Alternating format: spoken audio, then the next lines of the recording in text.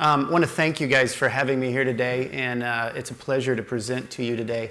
As Brendan had mentioned, I'm a former farmer, former agronomist, and now a venture investor. And being in that, sorry, getting a little feedback. Being in that area gives me a viewpoint of innovation in agriculture across the entire country. We've probably looked at over 2,000 technologies within the space. And what I want to do today is to give you a viewpoint of what it's like to be in our shoes. What are the technologies we're seeing? What's going on in the space? And what kind of environment are these companies going to be moving into? So I want to set the table. I want to give you a good viewpoint as to why this is such a great idea, what you're doing here. And I want to hopefully add a little momentum to their presentations as we go forward. So this is the most important chart probably in agriculture. From 1948 to about 2013, we have seen a continuous, my pointer's not working, there it is, a continuous and constant rise in our productivity levels in agriculture. This is a massive achievement within our country. We've basically been able to continuously bring innovation into the space and continuously increase the productivity of our farm operations, increase the food supply that we've got coming into being built within the country, and also keep our total farm inputs flat. The question is can we continue that?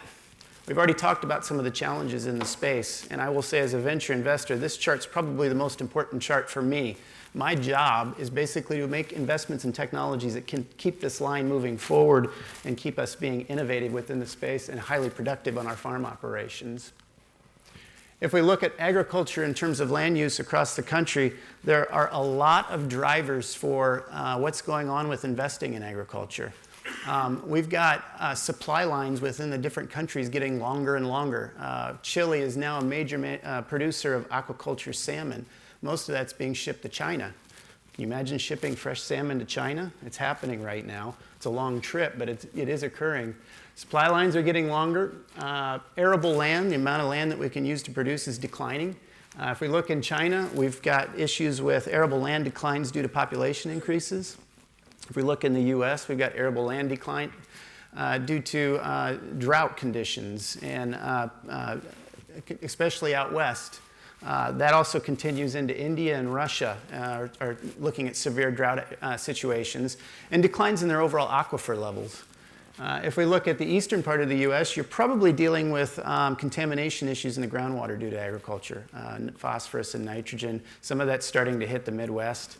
The list for the factors that are affecting agriculture right now is really, really long, and it presents a lot of opportunity for us as investors to get involved in the space and to try to come up with some of the solutions for the challenges that are going on. But I want to emphasize it's a global issue, not just a US issue.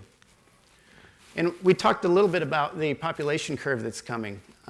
If you're in agriculture, you're probably sick of hearing this. You know, how are we going to feed the world by 2050? Regardless of whether this is true or not, this is a major factor that's driving investment into the space. There's a lot of people who believe that there's a tremendous opportunity in investment in agriculture over the next 10, 20, 30 years. And some of what's driving that thinking is that curve right there, in addition to the challenges that I've already mentioned. So, what does that mean?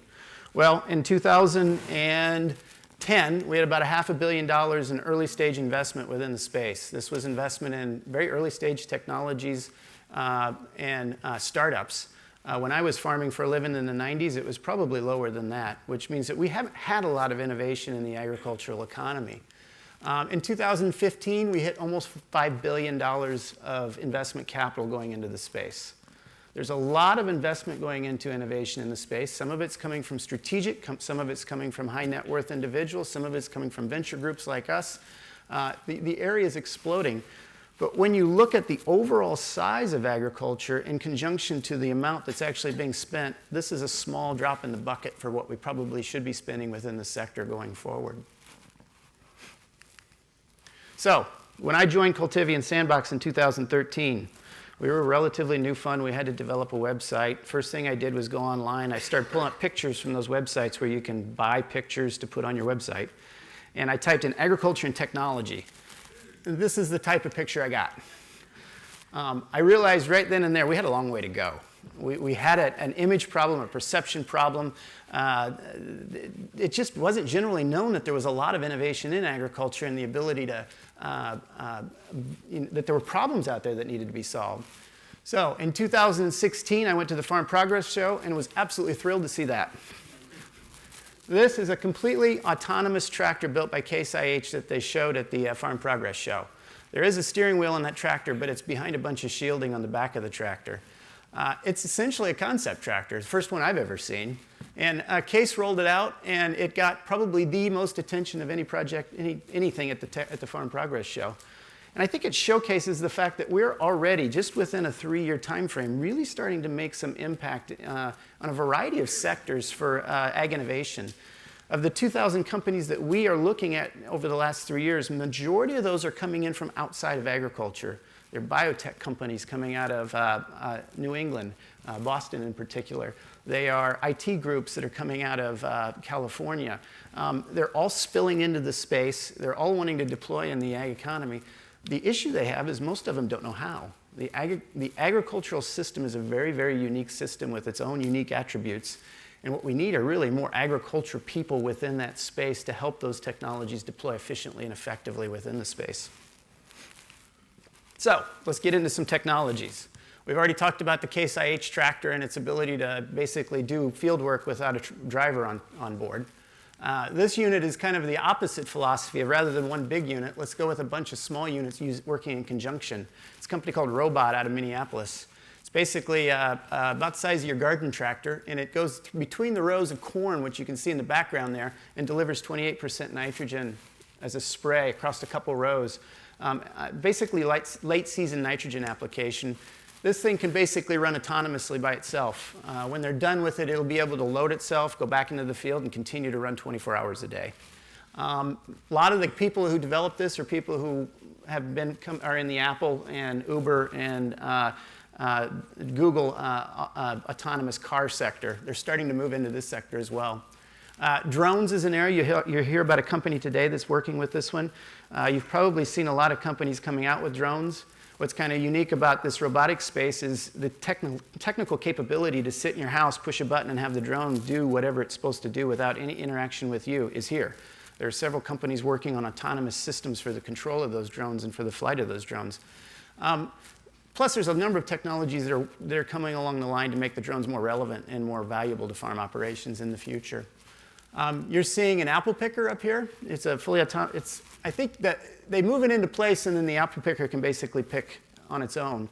California, they're looking at pretty significant labor shortages for picking fruits and vegetables.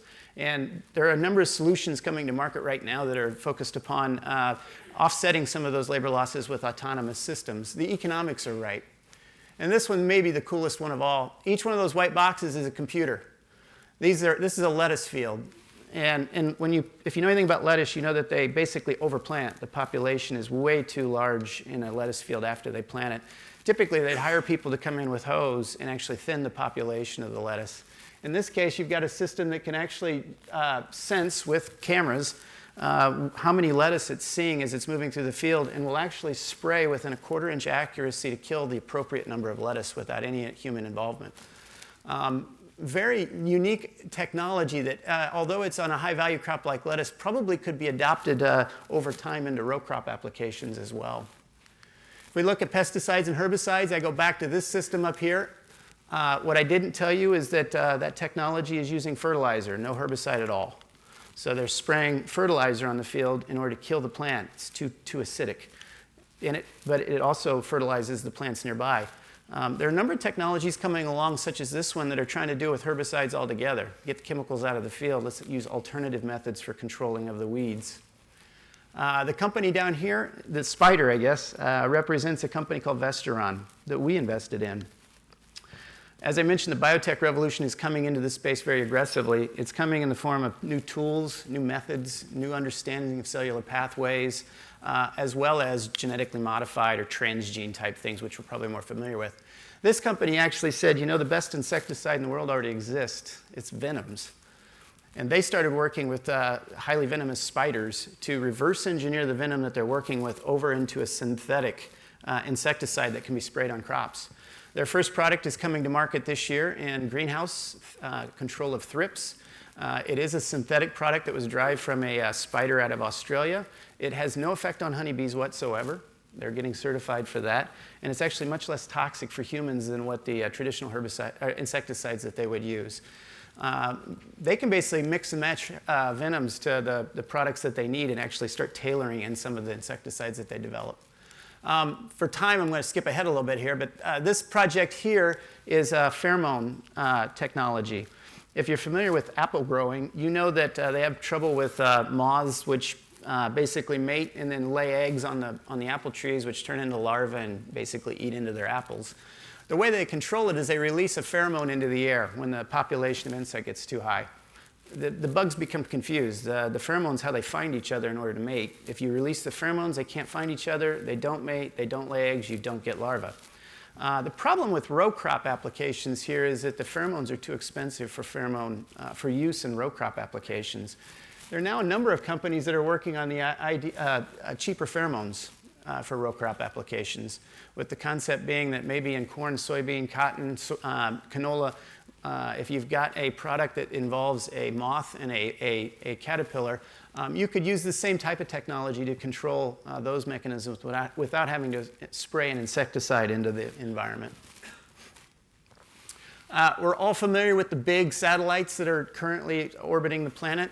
This right here is the next generation satellite. They're launching them right now. They're called Dove satellites. As you can see, they're much smaller and much easier to use. Every time a SpaceX rocket blows up, it probably blows up 30 of those things. The beauty of these is you can do a lower orbit, the resolution is much better, and you can cover the Earth at a much more dense pattern. And it allows you to create maps like this one here. This is Descartes Labs, a company that we invested in out of Los Alamos Labs.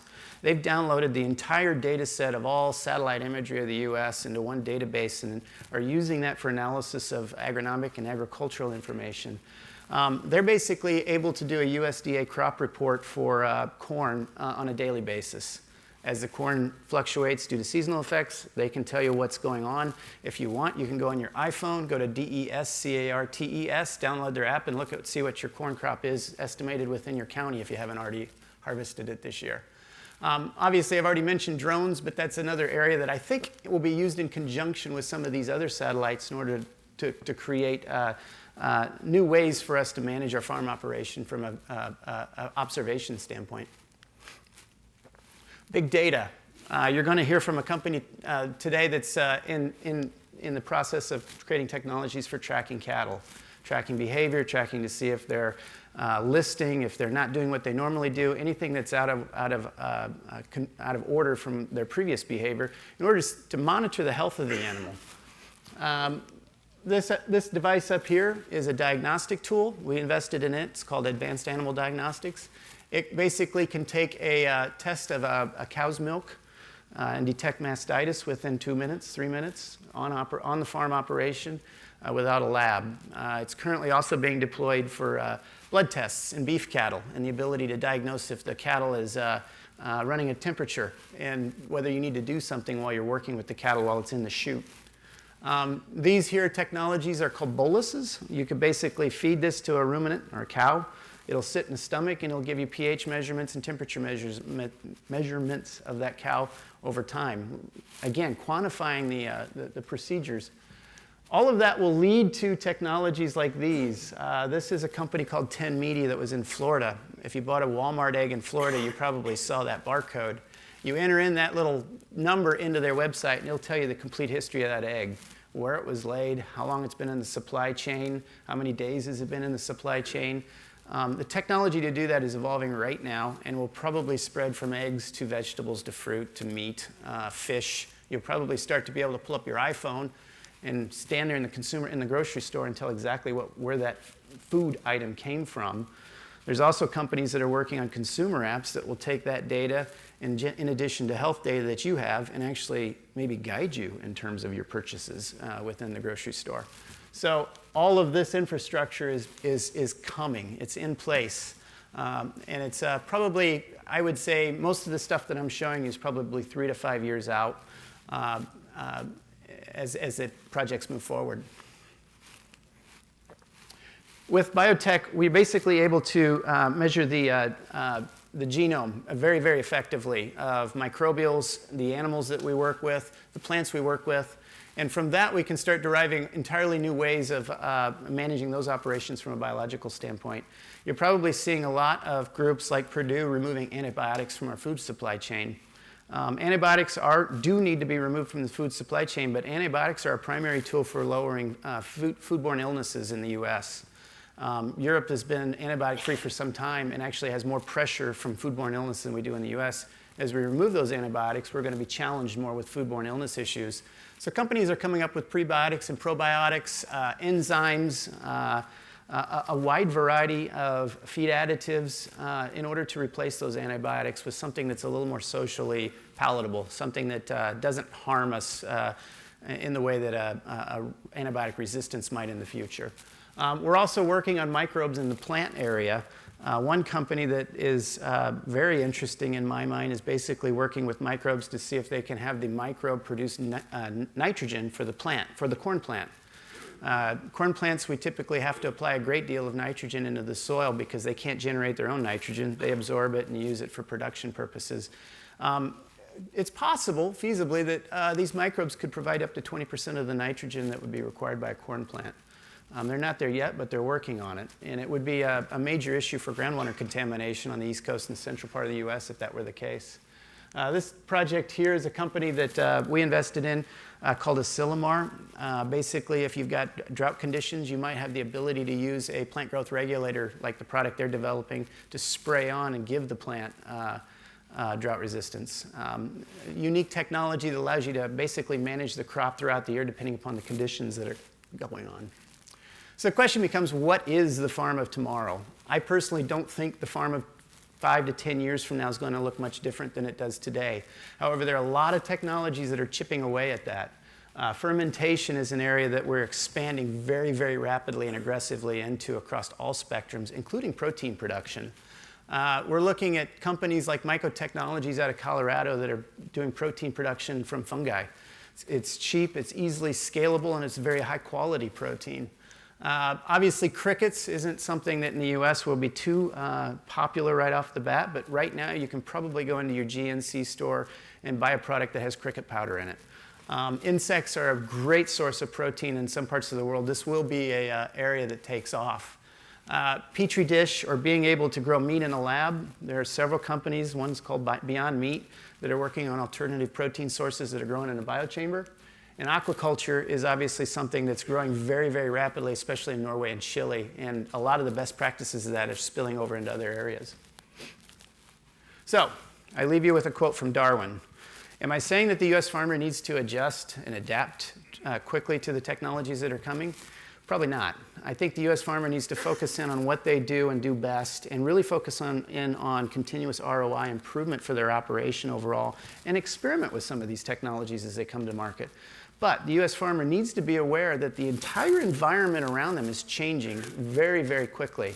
We're looking at massive mergers between Bayer and Monsanto, Dow DuPont. We're looking at major disruptions to the food chain. We're looking at packaged good companies looking for new technologies as they lose market share because the millennial tastes are shifting, et cetera, et cetera, et cetera. And at some point, this is going to affect the American farmer as their supply chain, both upstream and downstream, changes quickly over the next couple years. And I think this is where the companies that you're going to be hearing from is going to come into that environment and hopefully have an impact on some of the things that I'm talking about as we go forward. With that, I say thank you.